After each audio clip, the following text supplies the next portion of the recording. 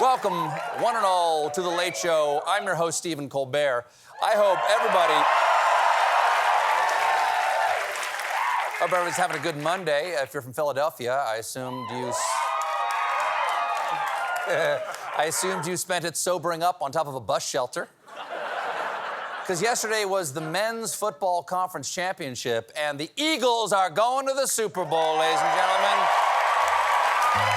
That's right. Which is fantastic or terrible, depending on how you feel about the Eagles. I spent all day yesterday parked in front of a TV yelling, "Fly, Eagles, fly." Because I was watching the end of The Lord of the Rings where the Eagles carry Frodo and Sam to safety. Coach Gandalf deserves Wizard of the Year on that one. But on Super Bowl Sunday, it turns out the Eagles will face AFC champs, the Kansas City Chiefs. I'm sorry. What's that? It's not chefs. It's the Chiefs? I doubt anyone in 2023 would still be calling their team the Chiefs. Come on. Well, then change it to chefs. They can make it the vegetable chop. Crudité. Crudité. It's gonna catch on. Yeah. It's gonna catch on, baby. It's already a history-making game because Kansas City Chiefs tight end Travis Kelce and Philadelphia Eagles center Jason Kelce will become the first brothers to face off against each other in a Super Bowl. But not the first time family members have played each other. Who can forget the dramatic playoffs matchup between Joe and Hannah Montana? She's tough. She's tough. Yeah. Snapped her femur. Snapped that footage. Philly fans celebrated the big win with their typical restraint, climbing stoplights shirtless, tightrope walking on stoplights, and collapsing stuff with the power of drunk. Everybody's fine. And that celebration is before they even play the Super Bowl. If they win the mid-game, someone's gonna fistfight a bus. Oh, speaking of dangerous dummies, there's more news about New York Representative George Santos.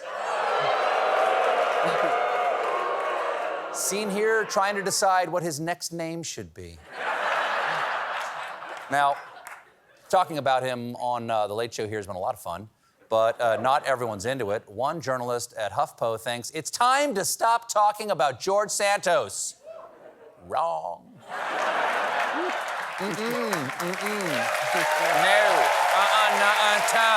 I'm as sorry as I can be. We're gonna keep talking about him because the hits just keep on coming. It looks like as far back as 2020, Santos may have been lying about campaign donations. Specifically, a new report found several George Santos campaign contributors don't appear to exist, which can only mean one thing. The Santos campaign was funded by a ghost.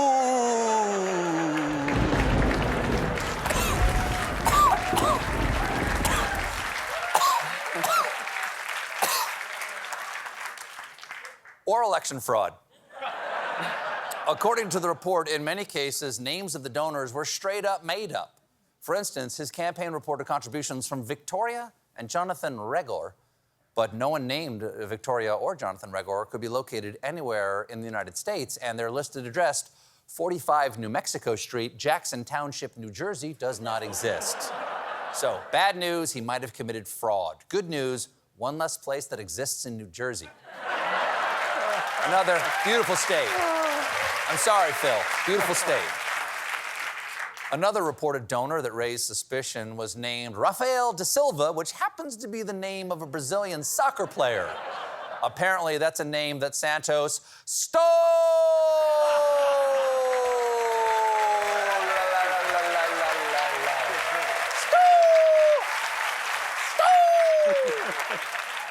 In some instances, the address was real, but the person wasn't. For example, campaign finance reports listed a Stephen Berger at an address on Branch Road in Brawley, California, but when asked, the people who live at that address said they have no idea who Stephen Berger might be. Sounds suspicious, although the Santos campaign was happy to provide this picture. Now, in response, it's quality. Quality. Quality joke. In response, the Santos campaign has updated their donor list and has assured us the real Santos contributors are David Authentico, Pierre McFlurry, Alberto Realname, and here's another guy. That's not all. Sure. Alberto Realname. Old friend of mine, Alberto Realname. That's not all the George Santos news I refuse to stop talking about. The congressman was also spotted last week at a karaoke night in D.C. where patrons tried to get him to sing karaoke. But even though he ultimately declined, Santos did say that his go-to karaoke song is I Will Survive. That is, of course, the disco classic recorded in 1978 by George Santos.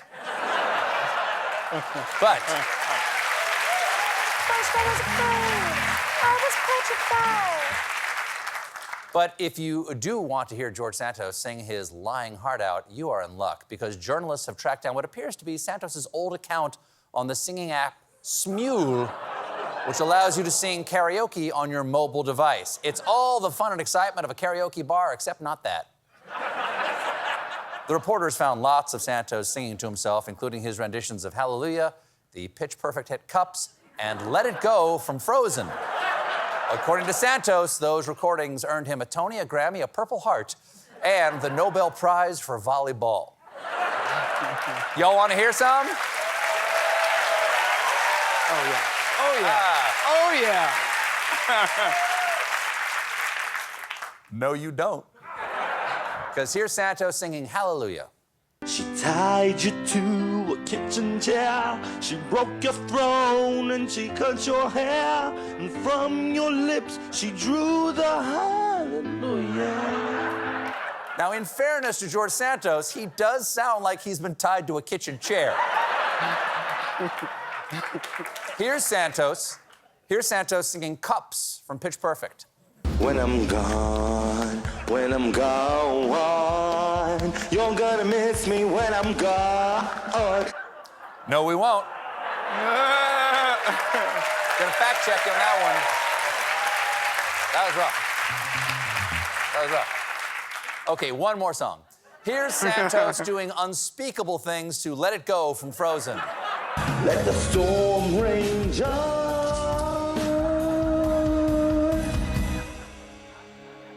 Bothered me anyway. That song, of course, famously sung by the protagonist of Frozen, Otzi the Iceman. It's a little different from the song as it was originally performed by Idina Menzel. I think Santos was channeling a slightly different singer.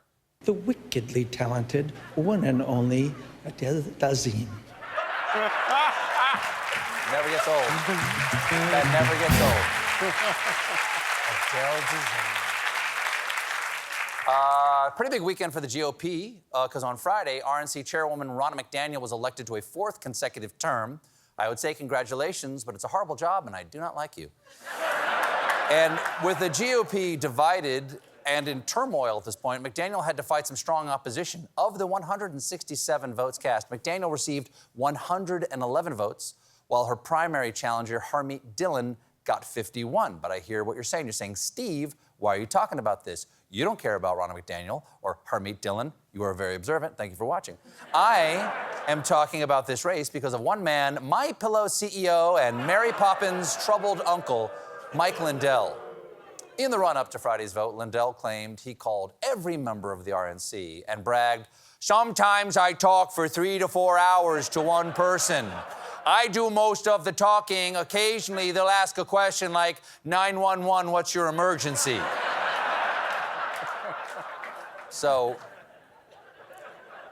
Lindell put in the effort, and in the end, he was rewarded with 4 votes. 4, really? Not 4%? 4. That actually seems a bit high. Jim, can we see who voted for Lindell? That checks out. Are they related to that burger guy? Wow. Are they? That looks like a burger. It's something in the eyes. There's news from the land down under because a tiny radioactive capsule has been launched in Australia. Or as it was reported down in Australia, crikey! Thank you. I want to thank Murray Bartlett for being here today. Hello, Murray. To raise public awareness, this image of the tiny, tiny capsule has been released. No, nothing that important should be that small. Did AirPods teach us nothing? So, how do you even lose a radioactive capsule? Well, it got lost while being transported and is believed to have fallen off the back of a truck. Really? Falling off the back of a truck is how you explain why that stereo equipment you're selling is so cheap. It's not how you explain why the wallabies are glowing. Now, authorities are on high alert, and an emergency hunt for the device, which again is about the size of a pea, is underway along a 1,400-kilometer route. To put that in terms my American viewers will understand, 1,400 kilometers is just shy of the distance from New York to Jacksonville, Florida. And a pea is a small vegetable.